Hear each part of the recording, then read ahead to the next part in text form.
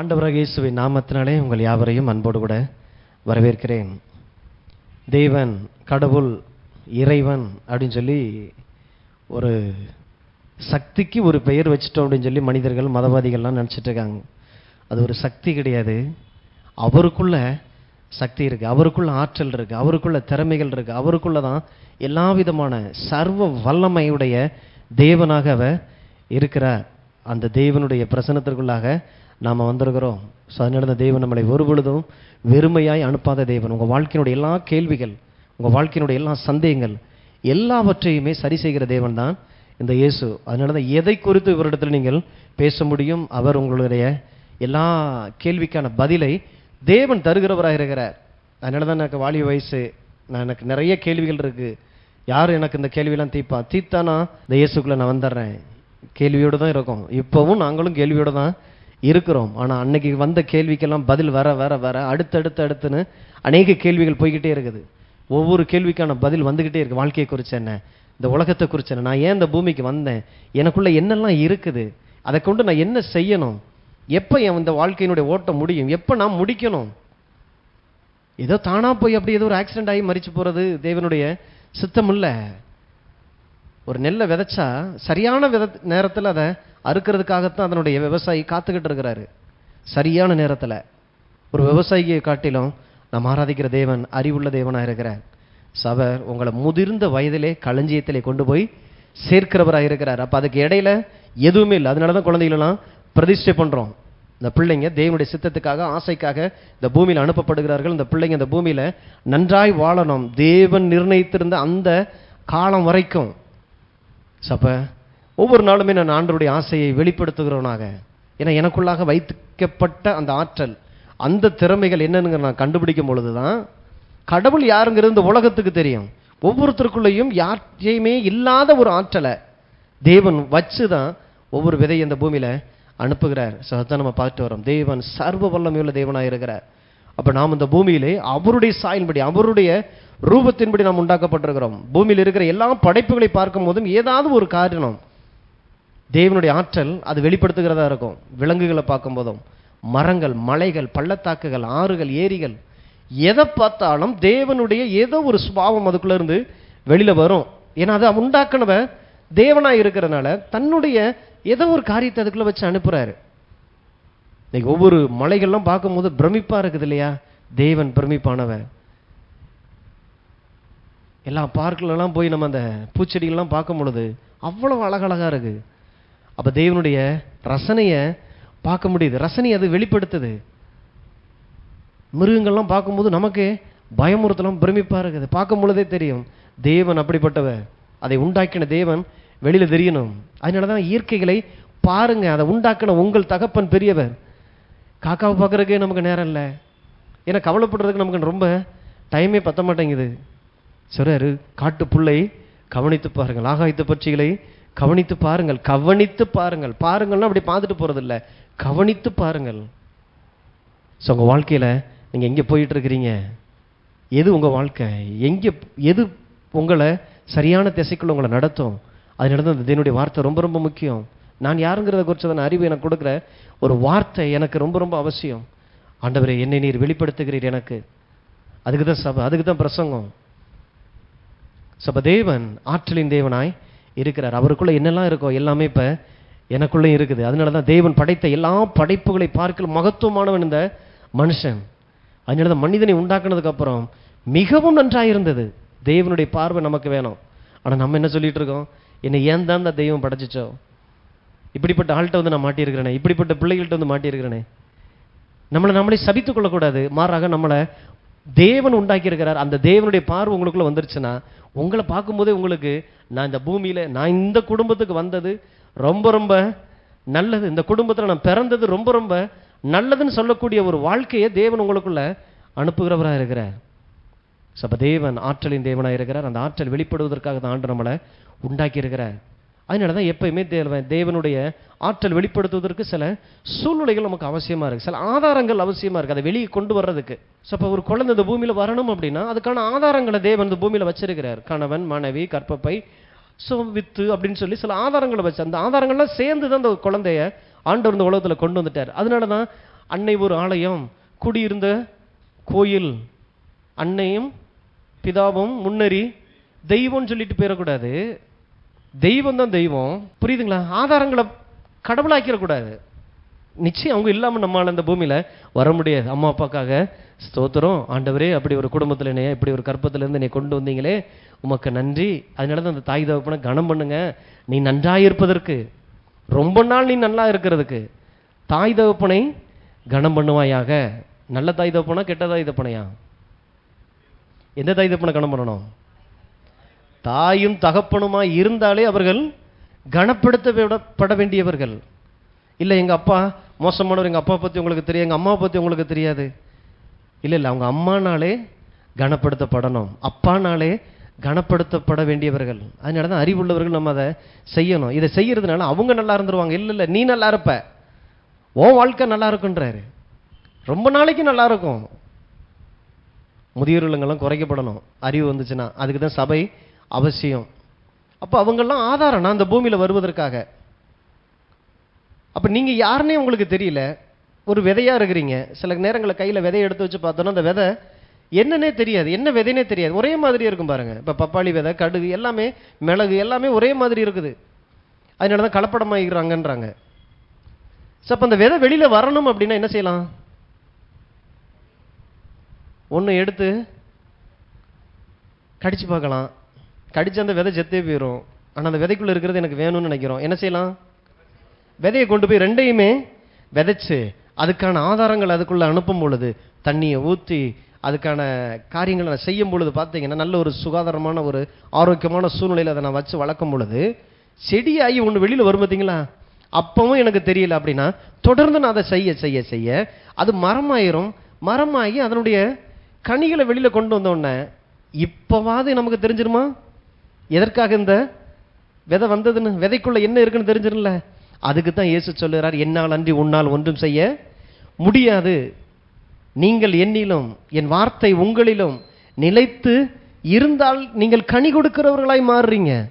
அப்போ அந்த ஆதாரங்களை பயன்படுத்திக்கின்றாரு. ஜெபம் பண்ணா, பைபிள் வாய்ச்சா ஏதோ நான் கிறிஸ்தவனாயிருவேன், கிறிஸ்தவனாகிறதுக்காக இதெல்லாம் சொல்றது இல்லை. உனக்குள்ள நான் வைத்து அனுப்பின அத்தனை பேருமே, கிறிஸ்தவனாய் பிறந்த அத்தனை பேருமே ஆண்டவர் சொல்றாரு, உனக்குள்ள நான் வைத்து அனுப்பின அந்த ஆற்றல் வெளிப்பட்டுரும். எதுக்கு பிறந்தேனே நான் தெரியல அப்படின்னு சொல்லி நம்ம கேள்வியில் இருக்கிறோம். ஆண்டவர் சொல்றாரு, ஆதாரத்துக்கிட்ட வா, இயேசுதான் என்னுடைய ஆண்டவர், அவர் தான் என்னுடைய இரட்சகர். ஜெப வாழ்க்கைன்னு ஒன்று ஆரம்பிக்கட்டும், வேதத்தை தியானம்னு சொல்லி ஒன்று ஆரம்பிக்கட்டும். பரிசுத்த ஆவியானுடைய ஆளுக்குள்ள உங்களை கொடுத்து பாருங்க, சபைக்குள்ள உங்களை வச்சு பாருங்க, என்னதான் நடக்குதுன்னு பார்த்துடலாம். தொடர்ந்து அந்த விதைக்குள்ள நான் தண்ணியை ஊற்றி அதுக்கான காரியங்களை நான் செய்ய செய்ய செய்ய நிச்சயமா வளர்ந்துரும்ல. கனி கொடுக்கும்போது நான் இன்ன மரம், கனிகளினாலே மரம் என்னதென்று உங்களால் அறிந்து கொள்ள முடியும். இந்த உலகம் அறியட்டுமே, கனி உண்டாகட்டுமே. அநேக நேரங்களில் பார்த்தீங்கன்னா விதையாவே இருக்குது, வருஷ கணக்கில் விதையாவே இருக்குது. டீ கடையில் இருக்குது, தியேட்டரில் இருக்குது, பார்க்கில் இருக்குது, பீச்சில் இருக்குது, விதை தான். வருஷங்கள் பல போய்கிட்டே இருக்கு. அதனால தான் உன் வாலிப பிராயத்திலே உன் சிருஷ்டிகரை நினை. அதாவது சரியான வயசு இருக்கும் பொழுது இந்த தெய்வத்தை நீ அறிந்து கொள்ளும் பொழுது ஆதாரங்களை நீ பயன்படுத்த ஆரம்பிச்சிடும். ஜெப வாழ்க்கை உனக்குள்ள வர ஆரம்பிச்சிடும். வேதம்னா என்னன்னு தெரிய ஆரம்பிச்சிடும். வார்த்தையோடு கூட ஒரு உறவு உண்டாயிரும். இது எல்லாம் சேர்ந்து என்னை என்ன பண்ணுதுன்னா எனக்குள்ள இருக்கிறத வெளியில கொண்டு வர ஆரம்பிச்சிடும். என்னை அறியாமலே நான் வெளிப்பட ஆரம்பிக்கிறேன். இந்த உலகத்திற்கு கனி கொடுக்கும் பொழுது இந்த உலகம் அந்த கனியை காசு கொடுத்து வாங்கிட்டு போகும். இப்படித்தான் தேவன் உங்களுக்குள்ளாக தன்னுடைய ஆற்றலை உள்ள வச்சு வெளிப்படுத்துகிறவராக இருக்கிற. சப்ப தேவன் அநேக காரியங்கள் இந்த பூமியில செய்திருக்கிறார். அதனால தான் நான் என்கிட்ட என்ன இல்லையோ அதை வச்சு மற்றவங்கள்ட்ட இருக்கிறத பார்த்து பார்த்து பொறாமப்படக்கூடிய வாழ்க்கைக்கு ஆண்டவர் என்னைய அழைக்கலை. எப்பயுமே நான் என்கிட்ட என்ன இல்லையோ அதுக்கு சில காரணங்களை சொல்லிடுவேன். இதனால தான் என்கிட்ட இல்லைன்னு சொல்லிட்டு அதை யார்கிட்டையாவது இருந்துச்சு அப்படின்னா அதை குறித்து நான் எனக்குள்ள கோபம், பொறாமை, ஒரு விதமான எரிச்சல், ஸோ இதெல்லாம் இருக்கக்கூடாது. ஏன்னா அவங்க வேற, நான் வேற. நான் தேவனுக்கு மிக மிக முக்கியமானவன். அவர்களுக்காக சிந்தப்பட்ட அதே ரத்தம் எனக்காகவும் சிந்தப்பட்டிருக்கு. என்னையும் கொண்டு போய் நான் தேவனுடைய சமூகத்தில் விதைப்பேன். ஆனால் இந்த இயேசுவை, இந்த ஆண்டவரை இரட்சகராக நான் ஏற்றுக்கொள்ளும் பொழுது என் வாழ்க்கையில் அவர் வைத்து அனுப்பின அந்த ஆற்றல்கள் வெளிப்பட ஆரம்பிக்கும். அப்போ உங்களிடத்தில் இல்லாததை காட்டிலும் இருக்கக்கூடிய அந்த அளவு ரொம்ப ரொம்ப அதிகமானதாக இருக்குது. அந்த ஆற்றல் எது இல்லைன்னு நீங்கள் நினைக்கிறீங்களோ அதை பார்க்கலாம் அதிகமான காரியங்களை உங்களை உண்டாக்கின தெய்வம் உங்களுக்குள்ள வச்சு தான் அந்த பூமியில் அனுப்பியிருக்கிறார். ரொம்ப ரொம்ப முக்கியமான சத்தியம் பாருங்க. தேவன் எனக்குள்ள அளப்பறிய முடியாத காரியங்களை உள்ள வச்சிருக்க. அதனால தான் என்கிட்ட இல்லைன்னு சொல்லி வெளியில் இருக்கிறத நான் பார்த்து நான் உட்காந்துன்னு அப்படியே மனம் கசந்து அவ்வளோதான் போல என் வாழ்க்கை ஏங்கிக்கிட்டே இருக்கக்கூடாது. எனக்குள்ள இருக்கிற காரியத்தை வெளியே கொண்டு வருவதற்கான வேலைகளை நான் செய்யணும். ஸோ அநேக ஆதாரங்களை நம்ம குறித்து பார்த்துட்டு வந்தோம். கடைசியாக பொருள் ஆதாரம் அப்படிங்கிறத பார்த்தோம். இது கொஞ்சம் நேரம் செலவு செய்ய வேண்டியதாக இருக்குது. ஏன்னா அநேக காரியங்களே நமக்கு பணத்தை குறித்து அநேக சந்தேகங்கள் இருக்குது. மனிதன் இந்த உலகத்தில் பார்த்தீங்கன்னா 2 சக்திகள் ஆளுகை செய்ய முயற்சி செய்கிறது. ஒன்று தெய்வம், 2வது பணம். வேற எதுவுமே இல்லை. ஒன்று கடவுள் இந்த மனிதனை ஆளுகை செய்யணும், அவருடைய கட்டுப்பாட்டுக்குள்ள வச்சு அந்த மனுஷனை அவர் எதற்காக உண்டாக்குனாரோ அந்த ஆசைகள் பூமியில வெளிப்படணும். அவருடைய தரிசனம் அந்த மனுஷன் மூலமாக தன்னை வெளிப்படுத்த விரும்புகிறார். 2வது பார்த்தீங்கன்னா பணத்துக்கு உயிர் இல்லைன்னு இல்லை, அநேக நேரங்களில் உயிரை கொள்ளுகிற அளவுக்கு அதுக்கு உயிர் இருக்கு, வல்லமையுடையதாய் இருக்குது. 2ம் பார்த்தீங்கன்னா மிகப்பெரிய ஒரு சக்தியாக இருக்குது. சிலருக்கு பணம் கடவுளாக இருக்க முடியும். மத்தேயு 6ஆம் அதிகாரம் 24ஆம் வசனம். 2 எஜமான்களுக்கு ஊழியம் செய்ய ஒருவனாலும் கூடாது. ஒருவனை பகைத்து மற்றவனை சிநேகிப்பான், அல்லது ஒருவனை பற்றி கொண்டு மற்றவனை அசட்டை பண்ணுவான். தேவனுக்கும் உலக பொருளுக்கும் ஊழியம் செய்ய உங்களால் கூடாது. அந்நாட்களில் பார்த்தீங்கன்னா எல்லாமே பண்டமற்ற முறையில் இருந்தது. உப்பு கொடுத்துட்டு அரிசியை வாங்கிட்டு போவாங்க, புளியை கொடுத்துட்டு பார்த்தீங்கன்னா காய்கறி வாங்கிட்டு போவாங்க. யார்கிட்ட என்ன அதிகமாக இருக்குதோ அதை கொண்டு போய் கொடுத்துட்டு, இல்லாதவங்கள்ட்ட கொடுத்துட்டு அவங்கள்ட்ட என்ன அதிகமாக இருக்குதோ அதை வாங்கிட்டு போவாங்க. அதுக்கு பேர் தான் பண்டம் மாற்று. ஆனால் நாளாக இது என்ன ஆயிடுச்சு அப்படின்னா பணமாக மாற ஆரம்பிச்சிருச்சு. எந்த இடத்துலையும் போய் பணத்தை கொடுத்தீங்கன்னா அதுக்கான பொருட்கள் உங்கள்கிட்ட திரும்ப வரும். இப்போ என்ன ஆயிடுச்சுன்னா அந்த பணம் மனிதனுடைய வாழ்க்கையில் மிக இப்படி எனக்கு ஏதோ ஒன்று கொண்டு வருது இல்லையா, அதனால என்ன பண்ணிடுறோம், இதுதான் எனக்கு கடவுள்ன்ற அளவுக்கு மாறிடுது. ஆனால் பணத்தை தேவன் ஒரு ஆதாரமாக கொடுத்தார். மனுஷன் நல்லா வாழ்றதுக்கு இந்த பூமியில் ஒரு காரியம் தேவை, ஆதாரமாக இருக்கணும். அதனால இப்போ என்ன ஆயிடுச்சுன்னா கிறிஸ்தவ வட்டாரத்துக்குள்ள பணம் இருந்துச்சுன்னா அது என்னைய ஆளுகை செஞ்சிரும் அப்படின்னு சொல்லிட்டு, பணமே இல்லாமல் இருந்தால் தேவன் என்னை ஆளுகை செஞ்சிருவார்னு சொல்லி மனுஷர்களுக்குள்ளாக நமக்குள்ளேயே சில சந்தேகத்தோடு கூட, அப்போ ஆளுகை செய்யணும், அந்த ஆளுகை எனக்குள்ளே இருக்கக்கூடாது, அப்போ என்ன செய்யணும், அதுவே என்கிட்ட இருக்கக்கூடாது அப்படின்னு நினச்சிட்டு இவங்க என்ன நினச்சிடறாங்க, பணமே தேவையில்லை, பணம் பாவம்னு சொல்லிட்டு ஒரு குரூப்பு அந்த எக்ஸ்ட்ரீமுக்கு போயிடுச்சு. இன்னொரு குரூப்பு பார்த்தீங்கன்னா பணம் நமக்கு நிறைய தேவை, பணம் தான் எனக்கு எல்லாம் அப்படின்ற மாதிரி அது அந்த எக்ஸ்ட்ரீம் போயிடுச்சு. நடுவில் கடவுளுங்கிறவரே இல்லை. ஸோ அப்போ இதை குறித்து ஒரு தெளிவு நமக்கு இருந்தால் தான் அதை நம்மளால் ஹேண்டில் பண்ண முடியும். பணம் நிறைந்திருக்கிற உலகத்தில் பணமே இல்லாமல் எப்படிங்க நீங்கள் வாழ முடியும்? கடவுள் முட்டாள் இல்லை, உங்கள்கிட்ட ₹1 கூட இருக்கக்கூடாது, எப்பயும் நீ என்னை சார்ந்தே வாழ்ந்துக்க அப்படின்னா எதுக்கு இத்தனை பிரமாணங்கள், எதுக்கு இத்தனை ரத்தம் சிந்தனம், இவ்வளோ அபிஷேகம், இவ்வளோ வார்த்தைகள், எதுக்கு இவ்வளோ பெரிய தேவன் இருந்து என்னை நடத்தணுக்கு?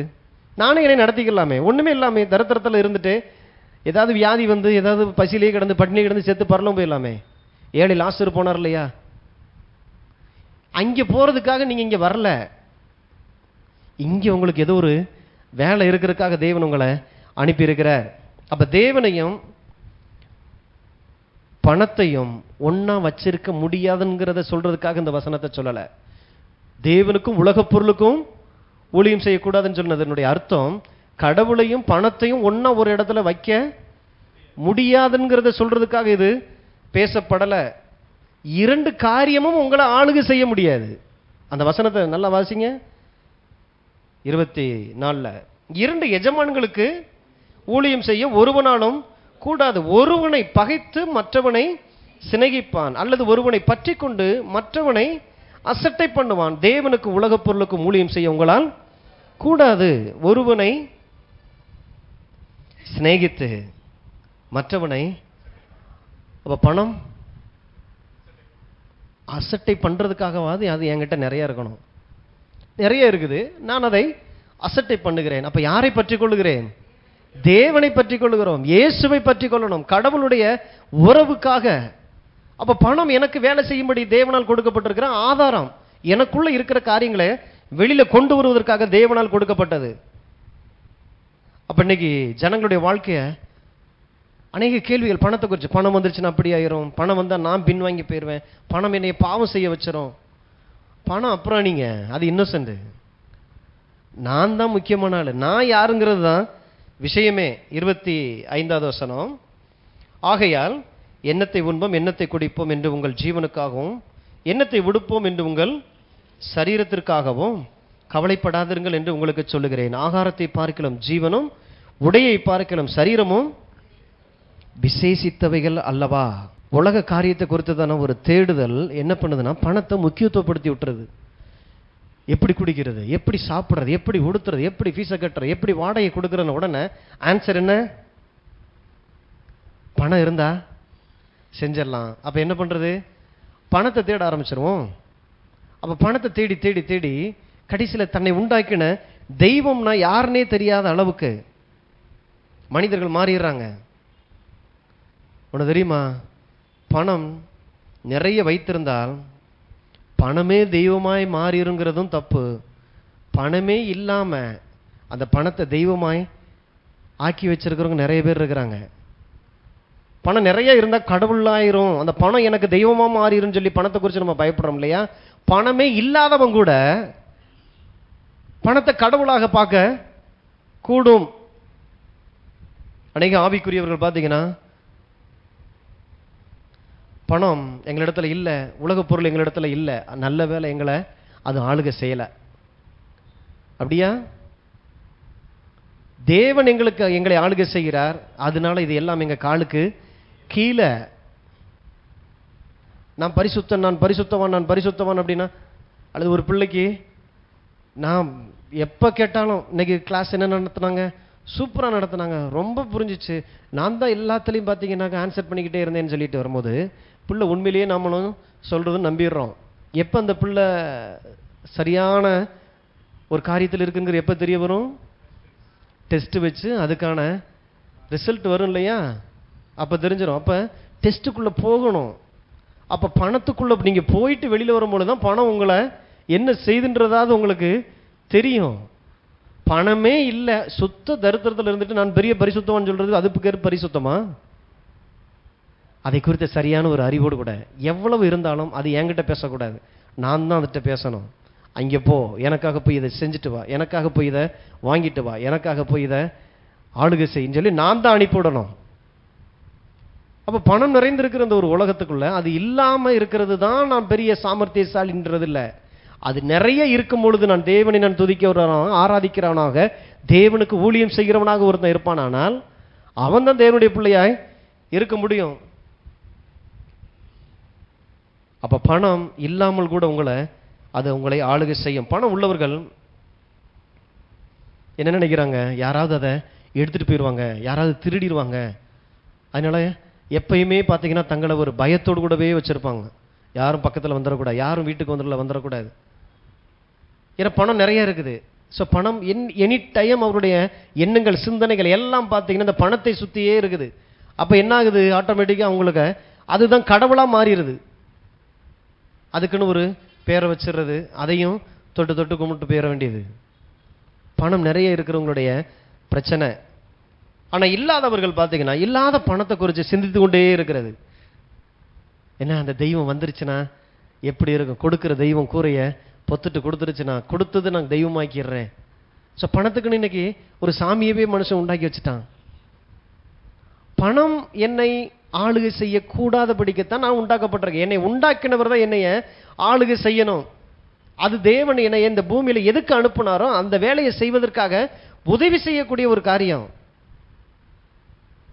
ஸோ நம்ம வந்திருக்கிறோம், ஒரு பில்டிங்குள்ளே இருக்கிறோம், தேவனுடைய வேலை இங்கே நடந்துகிட்டு இருக்குது. போகும்போது எல்லாரும் இந்த ஜன்னல் கம்பி செங்கல் எல்லாத்தையும் தொட்டு தொட்டு கும்பிட்டு போகணுமா? ஒரு காரியம் நடக்கிறதுக்காக கடவுளால் எனக்கு கொடுக்கப்பட்டிருக்கிற ஒரு இடம், ஒரு வசதி எவ்வளோதானே ஒழிய இங்கே இருந்து இது எதுக்கு கொடுக்கப்பட்டதோ அந்த வேலையை நம்ம செய்யணும். அந்த வேலையில தான் நம்ம கவனமாக இருக்கணுமே ஒழிய பணத்தை தொட்டு கும்பிடுறது இல்லை. விளக்கு வச்சாச்சு, அதனால நீங்கள் கடன் கேட்டு வராதிங்க. இன்னைக்கு வெள்ளிக்கிழமை, அதனால நீங்கள் கடன் கேட்டு வந்துடாதீங்க. வாங்கின கடனை கொடுக்கறதுக்கு நம்ம நிறைய கொடுத்துடக்கூடாதுங்கிறதுல ரொம்ப கவனமாக இருந்து இந்த மாதிரி காரியங்கள்லாம் பண்ணுறது. ஏன் விளக்கு வச்சுட்டு என்ன போயிடும்? ஏன் இப்போ நிறைய வந்துருச்சான்னா பணம் ஒரு பொழுதும் என்னை ஆளுகை செய்யறதில்லை, நான் தான் அதை ஆளுகை செய்யணும். போயிடக்கூடாது நினைக்கிறது இல்லை. அது போறதுக்கு தான் ஆண்டவரே கொடுத்துருக்கிற கடன் அடை போகட்டும், உனக்கு ஒரு மரியாதை முக்கியம். இப்போ பணத்தை குறித்து சபைக்கு சரியான ஒரு அறிவு தேவை. அப்போ சரியாக கையாண்டால் பணம் உங்களுக்கு சேவகனாக நின்று உங்களுக்கு அது வேலை செய்கிறதா இருக்கும். இன்னைக்கு பெட்ரோல் போடணும், ஸ்கூல் ஃபீஸை கட்டணும், வீட்டு வாடகை கொடுக்கணும், மளிகை கடனை கொடுக்கணும் அப்படின்னா பணம் தானே போய் அந்த வேலையெல்லாம் செய்யுது. பணம் எல்லாவற்றுக்கும் உதவும். பணத்தை குறிச்சுதான் முதல்ல அந்த பயத்தை முதல்ல தூரம் எடுக்கணும் பாருங்க. பணம் எல்லாவற்றுக்கும் உதவும். பணம் பாவம், பணம் பாவம், பணம் பாவம்னு சொல்லி பணத்தை வச்சிருக்கிறது தப்புன்னு நினைச்சிருக்கிறாங்க. பணத்தை வைக்கிறது தப்பு இல்லை, அவைகள் உங்களை ஆளக்கூடாது. சார், ரெண்டுக்கும் பெரிய வித்தியாசம் இருக்கு. தேவன் உங்களை ஆளுகை செய்யணும், பணத்தை நீங்கள் உபயோகப்படுத்தணும். தேவன் தந்த ஆசீர்வாதங்கள் உங்களை ஆளுகை செஞ்சிடக்கூடாது. அதனால தான் இன்னைக்கு இந்த செழிப்பு குறித்து இந்த பணத்தை குறித்து பேசுறாங்க அப்படின்னு சொல்லி நம்மளை குறைபடுறது என்ன இதுக்கு தான். நம்ம செழிப்பையோ பணத்தையோ குறித்து பேசல, கிறிஸ்துவை குறித்து பேசுறோம். கிறிஸ்துக்குள்ள இதெல்லாம் இருக்குது. இருக்கிறத சரியாக ஹேண்டில் பண்ண பழகுங்க. ட்ரைனிங் கொடுக்குறார் ஆண்டவர். அதனால தான் இந்த தசம பாகம், இந்த காணிக்கை, கடவுளுடைய ராஜ்யத்துக்காக விதைக்கிறது, இதெல்லாம் சொல்றதுல எதுக்கு அப்படின்னா, கடவுள் ஏதோ விழுந்து கிடக்கிறாரு, கிறிஸ்துவமே நீங்க கொடுக்கலன்னா அது எந்திரிச்சு நிப்பாட்ட முடியாதுன்றதுக்காக இல்ல, கடவுள் உங்களை ஆசீர்வதிப்பதற்காக. பணம் உன்னை ஆளுகை செஞ்சிடக்கூடாது. கொஞ்சமா இருக்கும் பொழுதுல எண்ணங்களை ட்ரெயின் பண்றாரு. அப்படி ட்ரெயின் பண்ணப்பட்ட ஒரு மனுஷன் அவனுக்கு எவ்வளவு இருந்தாலும் அவனால் அதை தாங்க முடியும். அப்ப பணத்தை முக்கியம்னு நான் கருதும் பொழுது உங்கள் ஆற்றல் அந்த இடத்துல இழக்கப்படுகிறது. ஏன்னா பணத்தை குறிச்சதான பேராசை, எப்படியாவது சம்பாதிக்கணும், எந்த வழியிலையாவது நான் சம்பாதிச்சிடணும். பணம்னு இருந்து, ஏன்னா அதை நான் தெய்வமாக்கிட்டேனே, அந்த தெய்வம் என்னை விட்டு போயிடக்கூடாது. ஆனால் அது தெய்வமே இல்லை. அது வரும் பொழுது என்ன ஆகுதுன்னா, உங்களுக்குள்ள இருக்கக்கூடிய அந்த ஆற்றல், தேவன் வைத்து அனுப்பின அந்த சக்தி என்னதுன்னே தெரியாமல் போயிருந்த உலகத்துக்கு. பணம் ஆசை இல்லை, உங்க ஆற்றல் வெளிப்படுவதற்காக அந்த பணத்தை பயன்படுத்துங்க. சரியான ஸ்கூல்ல சேருங்க, காலேஜில் சேருங்க, எதையும் கற்றுக்கொள்வதற்கு. அப்போ இது எல்லாத்துக்கும் பணம் தேவைப்படுது. இந்த பணம் பயன்படுத்தப்பட்டு உங்களுக்குள்ள இருக்கிற அந்த ஆற்றலை வெளியில கொண்டு வருது. ஆற்றல் வெளிப்பட வெளிப்பட அநேக பணங்கள் உங்கள்கிட்ட, அதான் வேல்யூ, உங்களுடைய வேல்யூ கூட கூட கூட பணம் உங்களை தேடி வந்துகிட்டே இருக்கும் பாருங்க. அநேகர் இன்னைக்கு பணத்தை தேடி ஓடிக்கிட்டு இருக்கிறாங்க. பணம் எதை தேடுகிறதோ அதை நீங்க தேடி பழகணும். பணம் உங்களை தேடவே இல்லை தெரியுமா? நாடி தேடுகிறார்கள் அஞ்ஞானிகள். அப்ப பணம் எதை தேடுது? வேல்யூவை தேடுது. வேல்யூவா இருக்கிற ஒரு மனுஷன்ட்ட காலுக்கு கீழே வேணாம் வேணாம்னு சொன்னாலும் கொண்டு வந்து கீழே கொட்டுற அளவுக்கு அந்த பணம் வந்து, நான் உங்ககிட்ட தான் இருப்பேன்னு சொல்லி வேல்யூபிளான ஒரு ஆளா மாறுறது எப்படி? அதே பணத்தை கொண்டு தான் ஸ்கூல்ல பிள்ளைகளை சேர்க்கிறோம், நல்ல தரமான கல்வியை கொடுக்குறோம், தரமான ஒரு டிகிரி பிள்ளை எடுக்கிறான். தனக்கு உள்ள இருக்கிற அந்த ஆற்றல் வெளிப்படுவதற்காக படிக்கும் போதே அநேக கோச்சிங் சென்டருக்கு அனுப்பிடுறோம். நிறைய திறமைகளுக்காக அந்த பணங்கள்லாம் செலவு செய்யப்படுது. பிள்ளை பார்த்தீங்கன்னா ஒரு நாளில் பார்த்தீங்கன்னா வேல்யூபிளான ஒரு ஆளாக மாறிடுறான். அவன் மூஞ்சி இப்போ மீடியாவில் காட்டினாலே கொட்டுற அளவுக்கு அது மாறிடுது. ஸோ அதுக்காக பணங்கள் செலவு செய்யப்படணும். காலேஜ் போகிறதுக்குள்ளே இத்தனை லட்சமா, அப்போ அத்தனை லட்சத்துக்குள்ளே நகையெல்லாம் வாங்கி போட்டு பிள்ளையை கட்டி கரை ஏற்றிடலாம். அடுத்து பிள்ளைக்குள்ள இருக்கிறது என்னன்னே தெரியாம போயிடும்.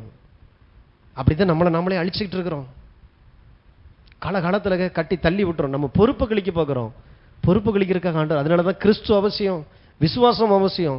ஆண்டவரே, நீர் தந்த பிள்ளை உம்முடைய ஞானத்தின்படி நடத்த, உம்முடைய சித்தத்தின்படி என் பிள்ளைய நடத்த தேவையான எனக்கு ஞானத்தை தாங்க, தேவைகளை சந்திங்க, பொருள் ஆதாரங்களை நீங்க உண்டாக்குகிறீங்களே. அப்ப பணம் இல்லாதவர்களையும் அது ஆளுகை செய்யும். பணத்தை குறித்ததன் அந்த கவலை அவர்களை ஆளுகை செய்கிறதா மாற்றுகிறது. 26வது வசனம், மத்தேயு 6:26. ஆகாயத்து பட்சிகளை கவனித்து பாருங்கள், அவைகள் விதைக்கிறதும் இல்லை, அறுக்கிறதும் இல்லை, களஞ்சியங்களில் சேர்த்து வைக்கிறதும் இல்லை, அவைகளையும் உங்கள் பரமபிதா பிழைப்பூட்டுகிறார். அவைகளை பார்க்கிலும் நீங்கள் விசேஷித்தவர்கள் அல்லவா? உங்கள் உள்ளம் எந்த இடத்துல இருக்குதோ அதுதான் தெய்வம். அப்ப அநேக மனுஷங்க பணம் இருக்கிற இடத்துல தான் உள்ளத்தை வச்சிருக்கிறாங்க. ஏன்னா போதுமான அளவு இல்லை. அதனால என்ன ஆகுதுன்னா கவலை வர ஆரம்பிச்சிருது. இந்த கவலை என்ன ஆயிருதுன்னா எனி டைம் அதையே சிந்திச்சுக்கிட்டு இருக்கிறதுனால தெய்வமாய் மாறிடுது. விக்கிரகமா மாத்திடுறான் பணத்தை. ஆகாயத்து பறவைகளை கவனித்து பாருங்கள், நீங்கள் அவைகளை பார்க்கிலும் விசேஷித்தவர்களாக இருக்கிறீர்கள். உடனே பிடிச்சிட்டு இதை வேற மாதிரி பார்த்துடக்கூடாது. பாருங்க, ஆண்டவரே சொல்லிட்டார், அது விதைக்காது, அறுக்காது, களஞ்சியத்தில் சேர்த்து வைக்காது, அவைகளையே பரமபிதா பிழைப்பூட்டுகிறார். அப்படின்னா நீ கடவுளுடைய வேலைக்காக வந்திருக்கிற, உன்னையும் ஆண்டவர் பிழைப்பூட்ட மாட்டாரா? அப்படி சொல்றதுக்காக இல்லை. ஆகாயத்து பறவைக்கு நான் ரத்தம் சிந்தலை, ஆகாயத்து பறவைக்குள்ள என் ஆற்றலை உன் அளவுக்கு உனக்குள்ள வச்சு அனுப்புனனே. இந்த மாதிரியான ஆதாரங்கள் எதுவுமே ஆகாயத்து பறவைக்கு இல்லை. அதால் உழைக்கவும் முடியாது, களஞ்சியத்தில் சேர்க்கவும் முடியாது. அவைகளையே நான் பிழைப்பூட்டுகிறேன். அப்படின்னா நீ போய் உன்னால் உழைக்க முடியும், அறுக்க முடியும், களஞ்சியத்தில் சேர்க்க வைக்க முடியும். இப்படி ஆற்றல் நிறைந்த உன்னையை நான் சும்மா விட்டுருவேனா? இப்படி பார்க்க, வேதத்தை சரியா பார்க்க பழகணும். அவைகளை பார்க்கிற நீங்கள் விசேஷித்தவர்களாக இருக்கிறீர்கள். அப்போ உங்க குறிக்கோள் எதுவோ அதுதான் உங்களுடைய தெய்வமாக இருக்க முடியும். உங்க வாழ்க்கையினுடைய குறிக்கோள் என்ன இன்னைக்கு? இயேசுவா, பணமா, இந்த உலகத்திற்கு அடுத்த காரியமா? இயேசு இருக்கிற இடத்துல இது எல்லாமே இருக்கும். அப்படின்னா எனக்கு இயேசு தான் தேவை, பணத்துக்காக இல்லை. இயேசுனுடைய புள்ள இந்த பூமியில தரித்திரத்தில் இருக்க கூடாது. இந்த பூமியை பரலோகமாய் மாற்றணும்.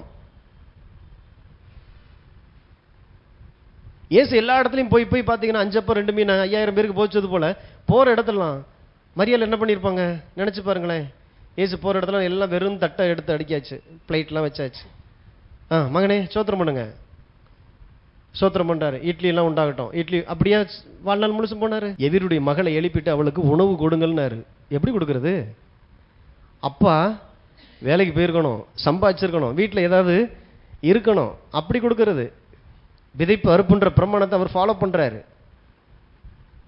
5 அப்பம் 2 மீன் பெருகுச்சு இல்லையா? அப்போ என் வாழ்க்கையும் பெருகிறோம். நீங்கள் என்ன செய்ய போறீங்க? நான் சோம்பேறியா, நான் வீட்டிலே இருக்க போகிறேன். இருக்கக்கூடாதுன்றாரு. அநேகர் ஜெபன்ற பேரில் முட்டாள்தனத்தை நம்ம பண்ணிக்கிட்டு இருக்கிறோம். ஏன்? கடவுள் எழுந்து போய் ஒரு வேலையை செய்யன்னு சொன்னால் நான் ஜெபிச்சுக்கிட்டு இருக்கிறேன், மதவாதிகளாக மாறிடுறோம். கடவுள் சொன்னதை செய்கிறதுக்கு பேர் தான் ஜெபம். அவர் சொன்னது நீங்கள் போய் ஒரு வேலை செய்கிறீங்கல்ல, அந்த வேலை தான் கடவுளுடைய பார்வையில் ஜெபமாகவே அதை பார்க்குறாரு, ஆராதனையாகி பார்க்கிறார். வீட்டை கூட்டுறது தேவனுக்கு செலுத்தக்கூடிய ஆராதனை. ஏன்னா தேவன் கொடுத்த குடும்பத்துக்கு உண்டான காரியங்களை நான் செய்கிறேன். வீட்டில் பாத்திரம் கழுவுறது கடவுளுக்கு செலுத்தக்கூடிய ஆராதனை. சமைக்கிறது ஆரோக்கியமான ஒரு சமையல், ருசி உள்ள ஒரு சமையல் நான் சமைச்சு போடுறேன் அப்படின்னா அது கடவுளுக்கு செலுத்தக்கூடிய ஆராதனை. ஏன்னா என்னை நம்பி சில ஆலயங்களை கொடுத்துரு. கணவருடைய சரீரம் ஒரு ஆலயம், பிள்ளைகளுடைய சரீரம் ஒரு ஆலயம். இத்தனை ஆலயத்தை நான் பராமரிச்சுக்கிட்டு இருக்கிறேன். எவ்வளோ பெரிய பொறுப்பு எனக்கு இருக்குது.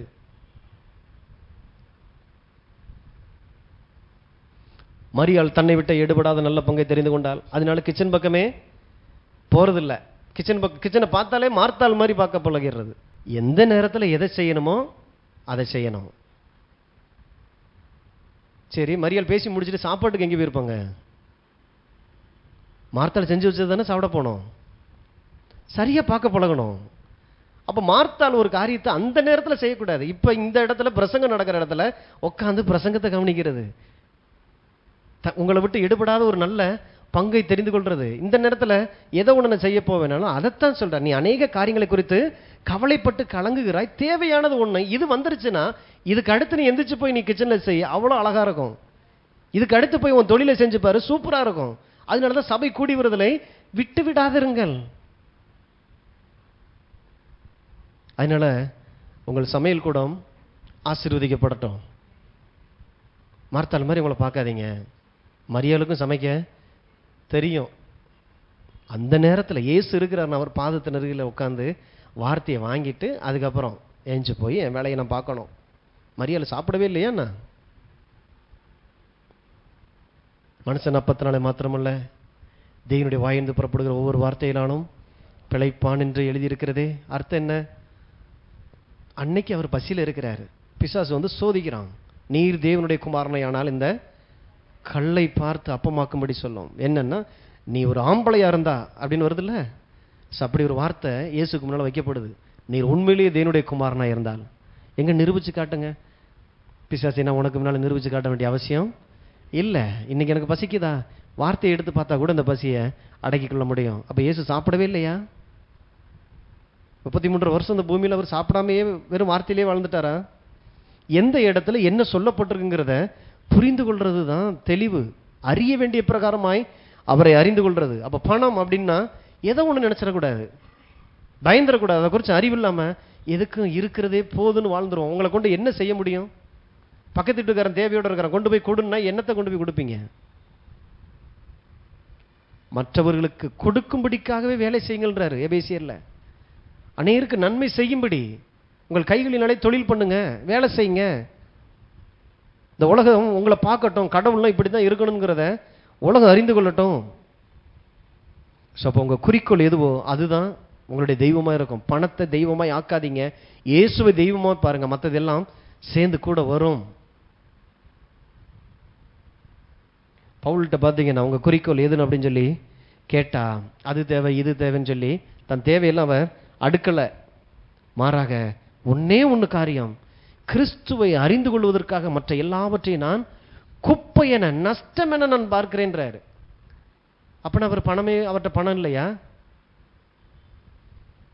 கிறிஸ்து தான் எனக்கு முதல்ல. அவர் அறியறதுக்காக எனக்கு எல்லாம் தேவைப்படுது. அவரை அறிந்து கொள்ளணும் அப்படின்னு அந்த பூமியில் இருக்கக்கூடிய எல்லா ஆதாரங்களை நான் பயன்படுத்தி கொள்றேன். அப்ப கிறிஸ்துவனுடைய அந்த சிந்தை என் மனப்பான்மையில் இருக்கிறதுனால அதுல செழிப்பு எனக்கு உண்டாகுது. கிறிஸ்து இருக்கிற இடத்துல செழிப்பு கட்டாயம் இருக்கும்.